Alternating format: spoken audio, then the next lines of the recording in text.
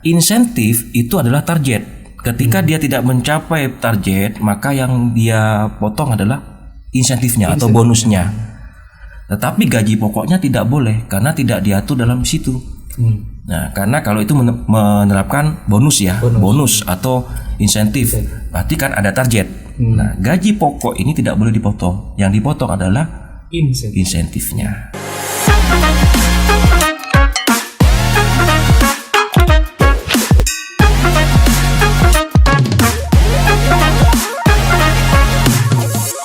Assalamualaikum warahmatullahi wabarakatuh. Kembali berjumpa bersama saya Ali Fatoni di Pratiwi Podcast, kolaborasi dengan Pro TV Situbondo. Apa kabar Anda? Semoga selalu sehat, juga berbahagia menjalani aktivitas pada kesempatan kali ini. Saya tidak sendiri karena di samping saya ada dari DP MPTSP dan Nakar Kabupaten Bondowoso. Di mana untuk materi kita pada kali ini yaitu UMK di Bondowoso tahun 2023. 2024 ya Pak ya. Ya. Selamat pagi, ada Bapak Setiawan dan Bapak Wahyudi. Selamat pagi Pak. Selamat pagi. Ya, mungkin bisa menyapa. Baik, terima kasih. Assalamualaikum warahmatullahi wabarakatuh. Terutama untuk pemerhati Pratiwi, Radio Pratiwi. Saya Andri Setiawan dari DPM PTSP dan Tenaga Kerja, dan di sebelah saya juga ada Mas Wahyudi. Kita juga sama dari DPM PTSP dan Tenaga Kerja Kabupaten Bondowoso. Jadi kami nanti akan sedikit berbincang-bincang terkait masalah bagaimana sih UMK Bondowoso tahun 2024 yang kita usulkan di tahun 2023. Gitu Mas. Oke. Juga buat Anda pendengar bisa langsung memberikan pertanyaan atau masukan kepada kami Pratiwi Radio di 085 235 431 431 alif tunggu. Juga pemirsa Pro TV, jangan lupa Anda komen di channel YouTube kita Pratiwi Podcast. Pak, di Bondowoso ini dari tahun ke tahun selalu ada yang namanya kenaikan UMK. Mungkin bisa cerita atau sharing-sharing nih di tahun-tahun sebelumnya atau bahkan dari Bapak Andri Setiawan dan Pak Wahyudi di tahun pertama bekerja dulu. Berapa sih gajinya dulu? UMK ini Pak dulu. Ya, baik. Jadi kalau terlalu jauh mungkin ya. Kita di COVID, di waktu zaman COVID kita itu tidak ada kenaikan. Jadi kita ada UMK kita yang 1958 kalau tidak salah ya. Itu kita di tahun COVID itu tidak ada kenaikan. Sehingga pada tahun 2023, di tahun 2022 ke 2023 untuk penetapan 2023 itu sangat tinggi sekali kenaikannya. Karena di 2 tahun atau 3 tahun terakhir itu tidak ada kenaikan. Adapun kenaikan di tahun terakhir itu tidak tinggi. Tetapi di tahun berikutnya ketika sudah COVID tidak ada, itu kita ada kenaikan yang sangat tinggi sekali. Karena awalnya kita bercita untuk tahun 2023, 2022 untuk penetapan 2023 itu sangat tinggi, hampir 200.000 kenaikannya. Kenapa?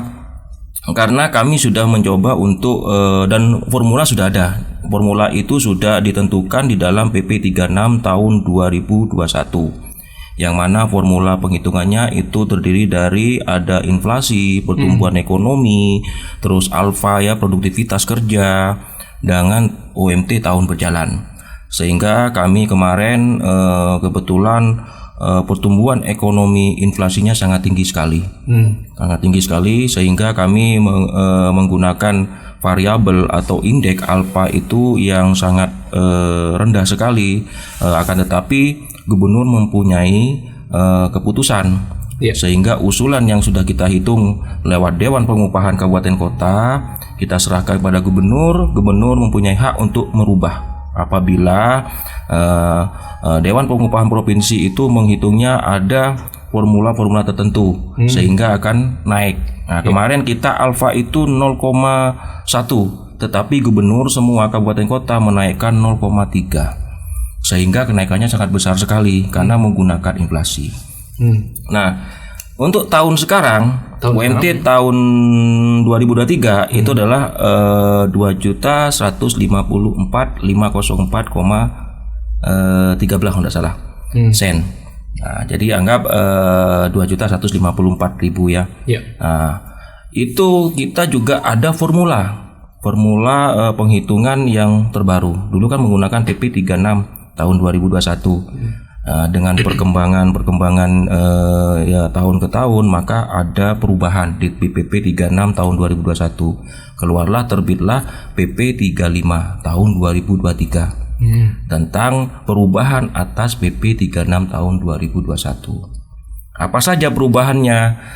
Karena kan perkembangan sekarang ini di dalam PP 351 itu ada karena IKN. Karena ada IKN sekarang. Nah, itu IKN bagaimana untuk menghitung di IKN, terus formula untuk membentuk yang di IKN, terus ada juga pemekaran atau kabupaten kota baru. Nah, ini juga bagaimana itu tertuang dalam PP 51. Di PP 51 juga kalau dulu itu kan kita upah itu di bawah 1 tahun, ya kan, bekerja di bawah 1 tahun itu sesuai dengan UMK standarnya. Nah, sekarang ada penambahan, ada perubahan di dalam PP 51 tahun 2023. Apa perubahannya? Bagi pekerja di bawah 1 tahun, tetapi dia mempunyai kompetensi, produktivitas, keahlian, maka itu juga harus standar atau di atas dari UMK. Boleh di atas UMK. Kalau dulu kan di PP 36 di bawah 1 tahun harus standarnya sesuai dengan UMK. Tetapi kalau sekarang sesuai dengan kemampuan, harus dibayarkan di atas dari UMK. Misalnya perjenjang dari pendidikan, dia belum 1 tahun tapi dia sudah mempunyai S1, S2 dan dia keahlian, maka ini harus dibayarkan di atas dari UMK. Seperti itu. Nah, akhirnya kita di PP 51 itu formula kita ada perubahan. Kalau formulanya tetap mengacu kepada PP 36 di pasal 26 itu kita tetap menggunakan variabelnya adalah inflasi, pertumbuhan ekonomi, dan indeks itu produktivitas kerja. Nah, tetapi di pasal 26A di PP 51 itu ada ketika UMK tahun berjalan itu sudah di atas dari konsumsi rata-rata kebutuhan rumah tangga, maka sudah tidak menggunakan inflasi lagi. Kalau rumusnya sama, Mas. Jadi formula penghitungan itu sama. Tidak ada perubahan, hanya perubahannya nanti ketika UMK tahun berjalan itu sudah mengakomodir konsumsi di atas dari di atas dari konsumsi kebutuhan rumah tangga, maka itu tidak menggunakan inflasi. Seperti itu. Jadi kenapa? Karena UMK yang tahun sekarang aja sudah kebutuhan rumah tangganya sudah dipenuhi ya. Karena dengan UMK misalnya sekarang kita sudah di 2.154.000. Ternyata konsumsi kebutuhan rumah tangga kita itu rata-ratanya adalah 1.900.000 misalnya. Nah, ini kan sudah di atasnya berarti UMK kita tahun berjalan. Maka itu tidak menggunakan inflasi. Tapi kalau kabupaten kota itu konsumsi rata-ratanya itu masih di atas dari UMK tahun berjalan, maka harus menggunakan inflasi. Ya. Dan inflasi itu kita menggunakan inflasi yang dari provinsi. Nah, karena data semua itu menggunakan data BPS statistik. Oke. Nah, itu yang tergabung ini, Pak. Dalam pengusulan UMK ini, siapa saja itu? Ya. Jadi kami itu ada dari unsur tripartit. Unsur tripartit itu kita membentuk namanya Dewan Pengupahan. Apa saja di dalam Dewan Pengupahan itu terdiri dari unsur pemerintah. Pemerintah, ada unsur pekerja, ada unsur pengusaha yang masuk dalam Dewan Pengupahan. Dan itu yang nanti akan menentukan usulan rapat pleno, usulan kepada gubernur. Seperti itu. Ya. Dan tentunya di tiap kabupaten atau kota selalu berbeda ya, Pak? Pasti berbeda. Alasannya inflasi dan pertumbuhan ekonomi tiap kabupaten itu tidak sama. Kabupaten kota. Salah satu contoh kita aja di Tapal Kuda ya, di sekitar Bondowoso. Situ Bondo aja itu masih di bawah dari kita. Bondowoso, UMK tiap tahun pasti di bawah dari kita. Nah, kembali lagi tadi, kebutuhan konsumsi, kebutuhan rumah tangga itu tidak sama. Daya beli juga tidak sama. Nah, dengan Jember kita pasti di bawahnya. Karena pertumbuhan ekonomi dan juga inflasi di sana juga beda dengan kita, apalagi dengan Banyuwangi. Daya belinya juga, kebutuhan biaya di sana, kebutuhan hidup layaknya juga beda dengan yang ada di sini. Seperti itu, Mas. Oke, pertumbuhan ekonominya Pertumbuhan tadi kan ekonomi. seperti itu Pak Ya. Andri Setiawan. Nah, faktor apa saja itu selain ya mungkin dari penduduknya? Jadi kalau inflasi harga ini ya, kalau inflasi terkait masalah harga, kalau pertumbuhan ekonomi ini kan seperti produktivitas daya beli, daya beli terhadap masyarakat sendiri, kebutuhan juga, faktor ekonomi termasuk di dalamnya juga biaya kos penduduk di sini juga itu yang menentukan pertumbuhan ekonomi. Seperti itu, Mas.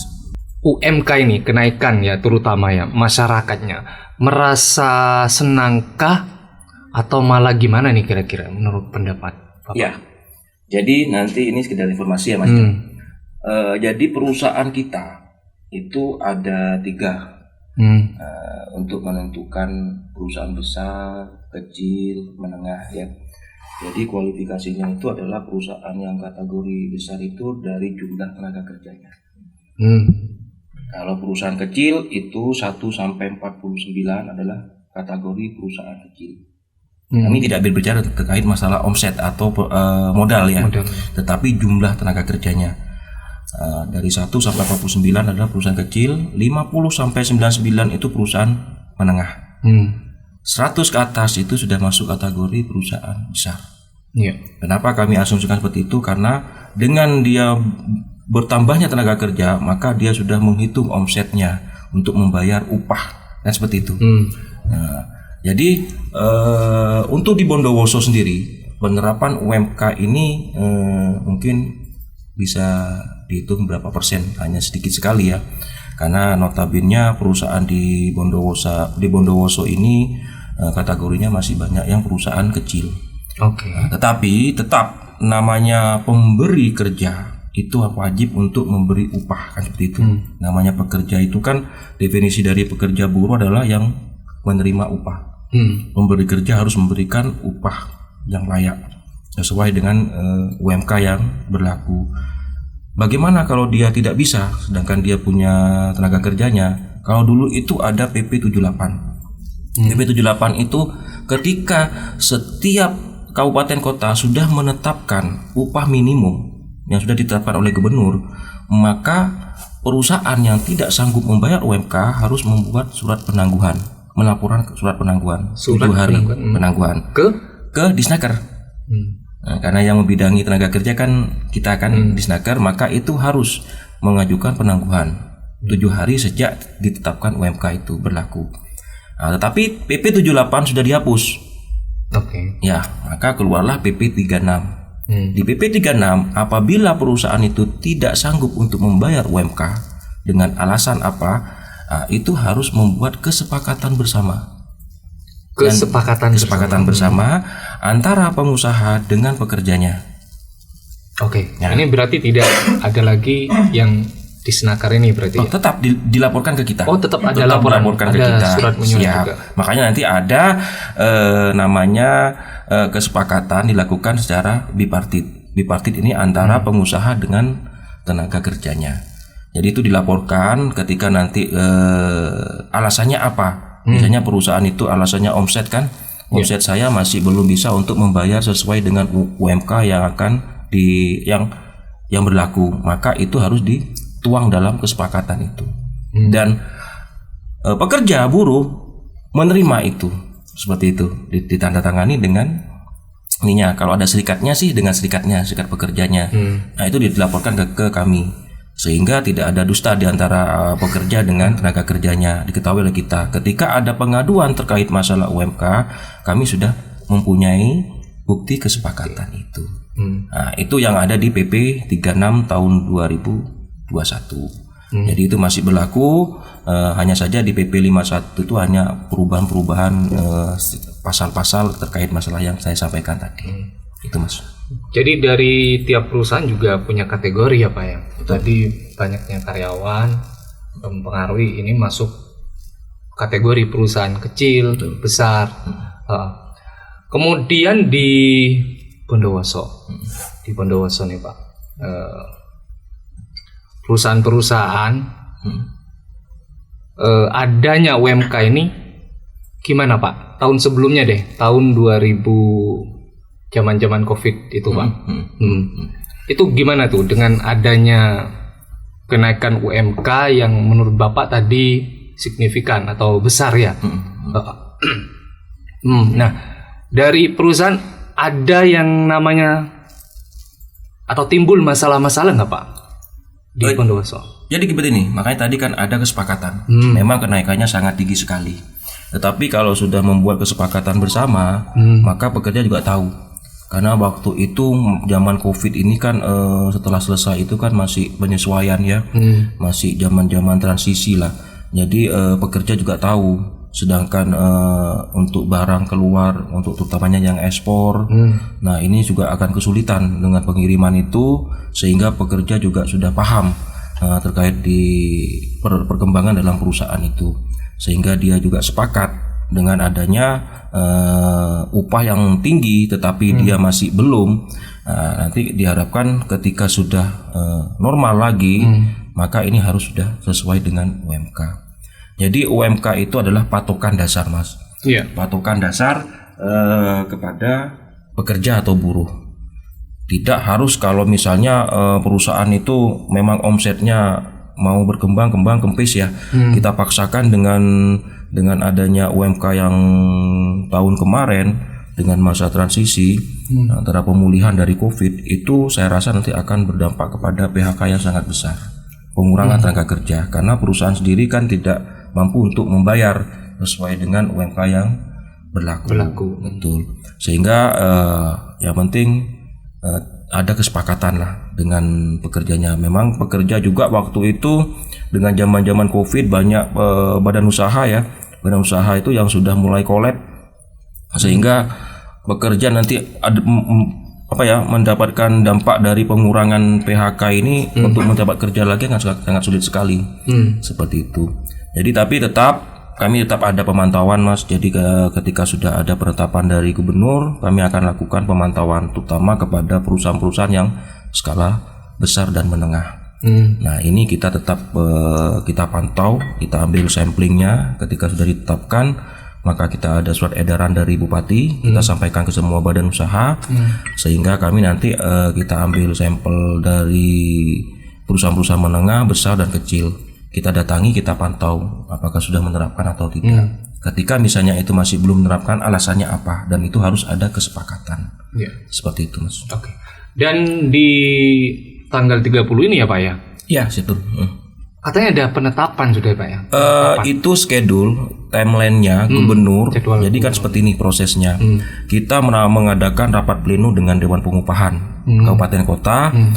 Itu deadline-nya itu kita harus menyerahkan kepada provinsi, kepada gubernur itu tanggal 24 kemarin.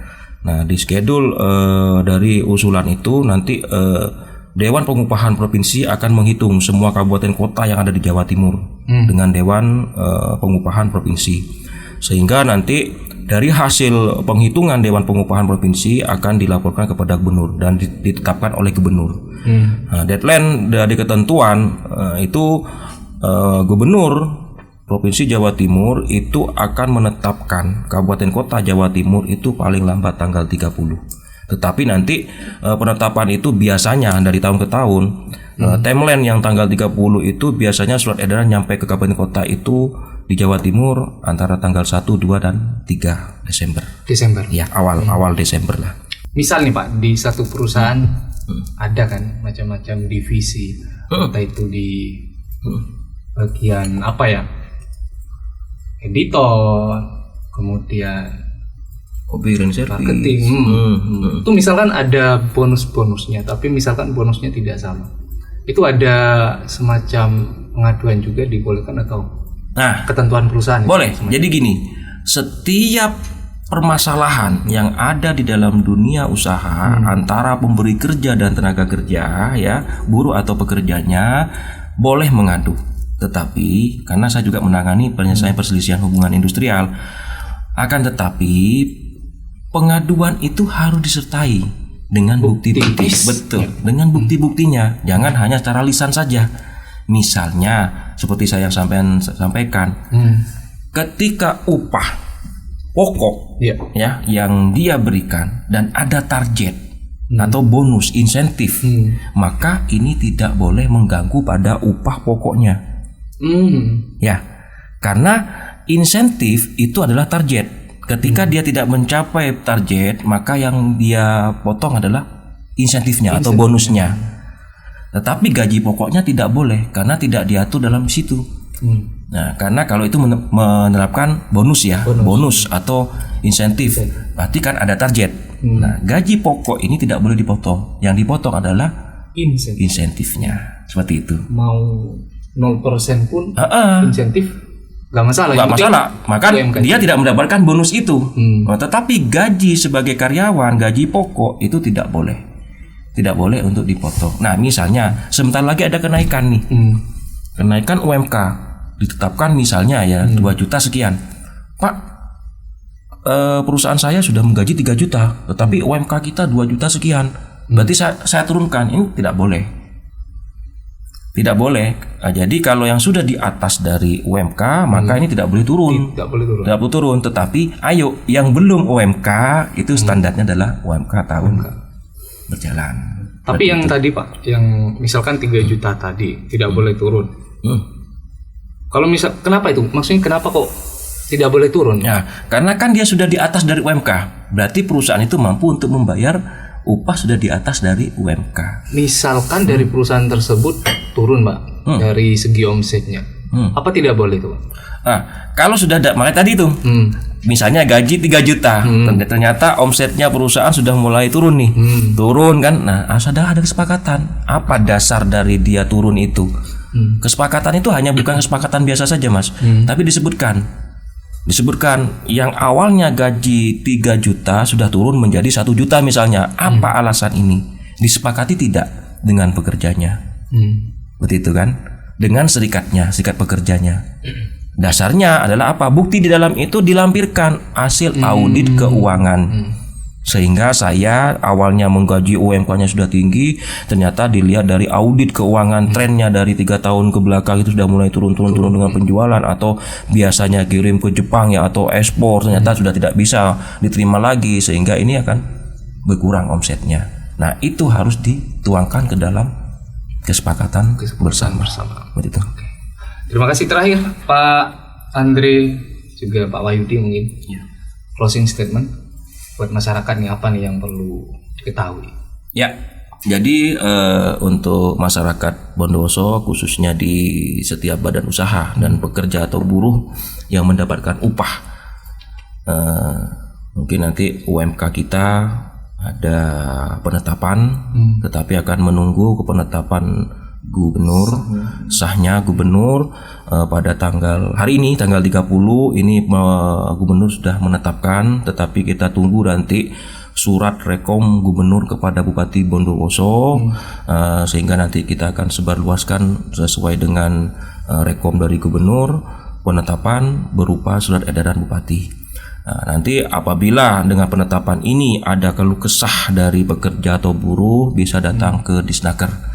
Jangan datang ke tempat lain atau mengadu ke tetangga atau ke orang lain, tetapi mengadulah kepada dinas yang membidangi, sehingga kami nanti bisa akan mencarikan solusi atau kita juga monef kepada perusahaan-perusahaan terkait permasalahan dan pengaduan-pengaduan yang ada di tempat kerja. Seperti itu, Mas, himbauan saya. Makasih. Pak Yudi ingin menambah? Saya kira sudah cukup dari Pak Andre. Ya. Terima kasih buat Pak Andre Setiawan dan Pak Muhammad Wahyudi ya, sudah menyempatkan hadir di Pratiwi Radio, Studio Pratiwi. Akhir kata, saya Liva Tony serta kru yang bertugas di balik layar pamit undur diri dari ruang dengar Anda. Mohon maaf apabila ada salah-salah kata juga pertanyaan dari Alif sendiri, Pak. Wassalamualaikum warahmatullahi wabarakatuh. Waalaikumsalam. Waalaikumsalam.